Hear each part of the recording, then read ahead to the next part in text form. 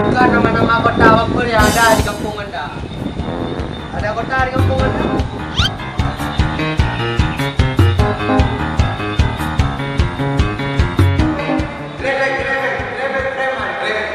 Ngapain, Pak? Ngapain, Pak? Mau sholat maghrib.